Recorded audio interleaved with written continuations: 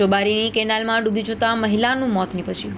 ભચાઉ તાલુકાના ચોબારી ખાતે આવેલી કેનાલમાં ડૂબી જવાને કારણે મહિલાનું મોત થતાં અરેરાટી ફેલાઈ હતી। ભચાઉ પોલીસ સ્ટેશનમાંથી મળતી માહિતી મુજબ હતભાગી રબારીવાસ કબીરનગરમાં રહેતા સીતાબેન ભૂરાભાઈ રબારી નામના 35 વર્ષીય મહિલા કોઈ અગમ્ય કારણોસર કેનાલમાં પડી જતા ડૂબી ગયા હતા, જ્યાં તેઓનું મોત થતાં પોલીસે એડી દાખલ કરી છે।